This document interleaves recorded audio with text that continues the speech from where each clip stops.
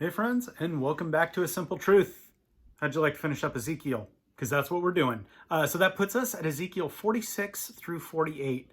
Now we've been talking about that temple, a lot about the temple. So last time we were looking at the altar, laws, priests, the holy dwelling place.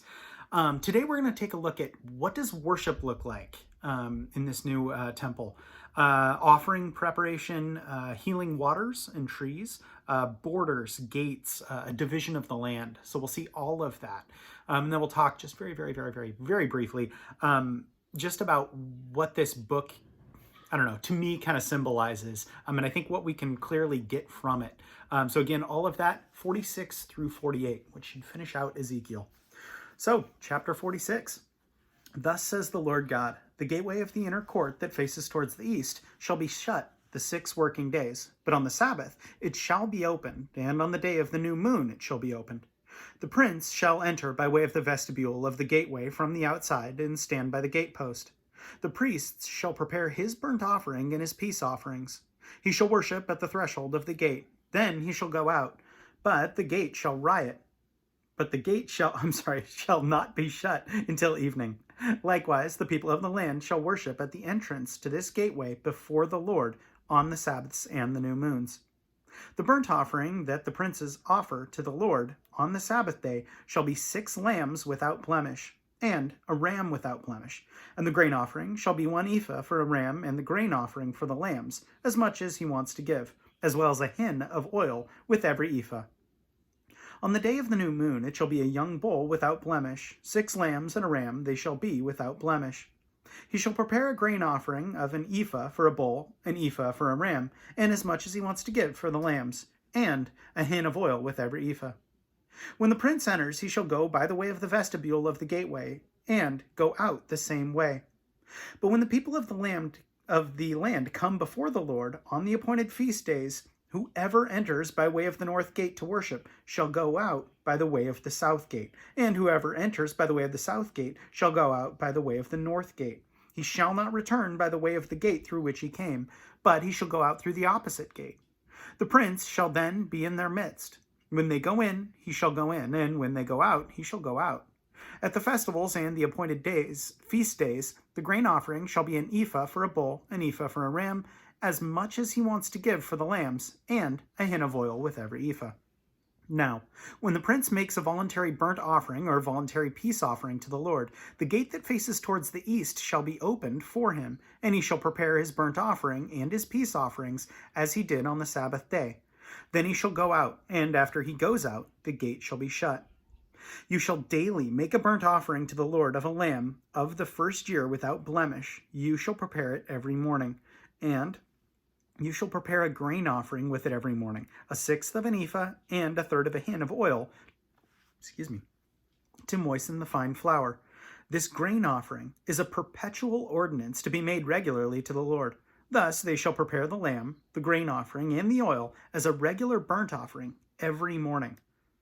Thus says the Lord God, if the prince gives a gift to some of his inheritance to any of his sons, it shall belong to his sons. It is their possession by inheritance. But if he gives a gift of it to some of his inheritance to one of his servants, it shall be his until the year of liberty, after which it shall return to the prince. But his inheritance shall belong to his sons, it shall become theirs. Moreover, the prince shall not take any of the people's inheritance by evicting them from their property.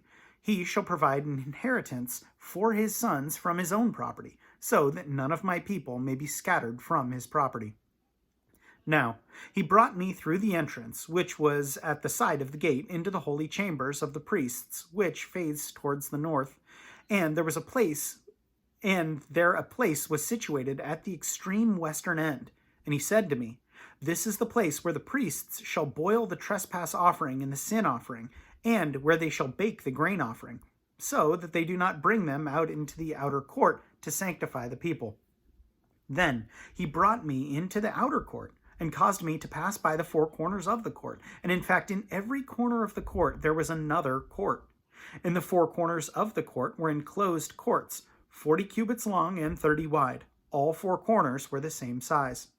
There was a row of building stones all around in them, and all around the 4 of them.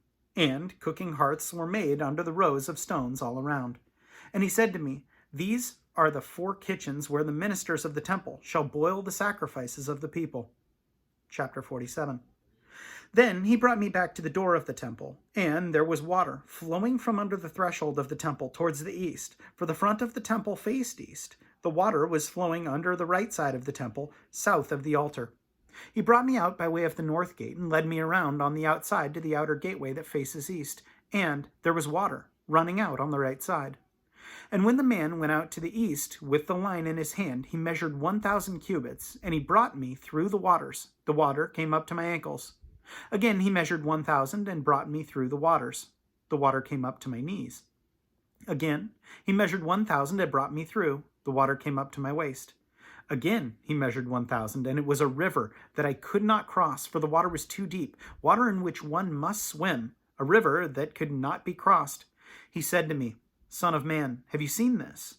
Then he brought me and returned me to the bank of the river. When I returned there, along the bank of the river were very many trees on one side and the other. Then he said to me, "This water flows towards the eastern region, goes down into the valley, and enters the sea. When it reaches the sea, its waters are healed. And it shall be that every living thing that moves, wherever the rivers go, will live. There will be a very great multitude of fish, because these waters go there, for they will be healed, and everything will live wherever the river goes. It shall be that fishermen will stand by it from En-gedi to En-galim.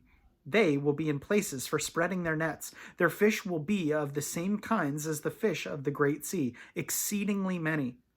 But its swamps and marshes will not be healed. They will be given over to salt. Along the bank of the river, on this side and that, will grow all kinds of trees used for food. Their leaves will not wither, and their fruit will not fail.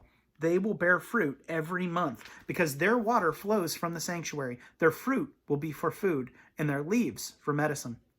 Thus says the Lord God, these are the borders by which you shall divide the land as an inheritance among the 12 tribes of Israel. Joseph shall have 2 portions. You shall inherit it equally with one another, for I raised my hand in an oath to give it to your fathers, and this land shall fall to you as an inheritance. This shall be by the border of the land on the north, from the great sea by the road to Hethlon, as one goes from Zedad, Hamath, Berothath, Sibrim, which is between the border of Damascus and the border of Hamath, to Hazar Hatticon, which is on the border of Haruan. Thus the boundary shall be from the sea to Hazar, Anan, the border of Damascus, and as for the north, northward, it is the border of Hamath. This is the north side. On the east side you shall mark out the border between Huran and Damascus, and between Gilead and the land of Israel along the Jordan, and along the eastern side of the sea. This is the east side. The south side, towards the south, shall be from Tamar to the waters of Meribah by Kadesh, along the brook to the great sea. This is the south side, towards the south. The west side shall be the great sea, from the southern boundary until one comes to a point opposite Hamath. This is the west side.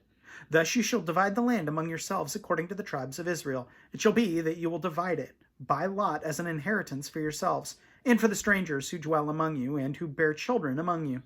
They shall be to you as native born among the children of Israel. They shall live as an inheritance with you among the tribes of Israel. And it shall be that whatever tribe the stranger dwells, there you shall give him his inheritance, says the Lord God. Chapter 48. Now, these are the names of the tribes from the northern border along the road to Hethlon at the entrance of Hamath to Hazar Enan, the border of Damascus northward, in the direction of Hamath. There shall be one section for Dan, from its east side to its west side, by the border of Dan, from the east side to the west, one section for Asher. By the border of Asher, from the east side to the west, one section for Naphtali. By the border of Naphtali, from the east side to the west, one section for Manasseh. By the border of Manasseh, from the east side to the west, one section for Ephraim. By the border of Ephraim, from the east side to the west, one section for Reuben. By the border of Reuben, from the east side to the west, one section for Judah.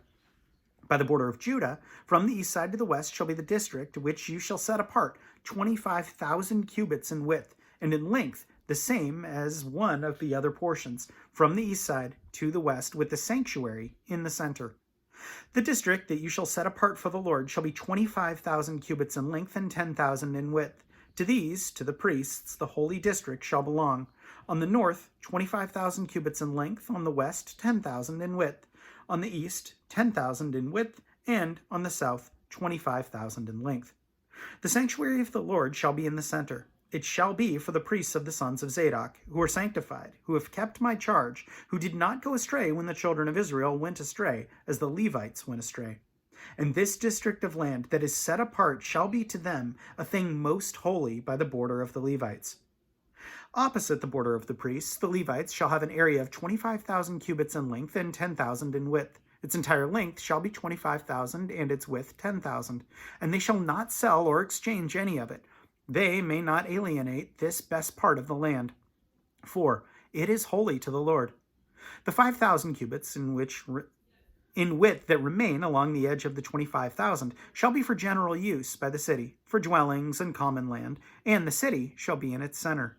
These shall be its measurements: the north side 4,500 cubits, the south side 4,500 cubits, the east side 4,500 cubits, and the west side 4,500.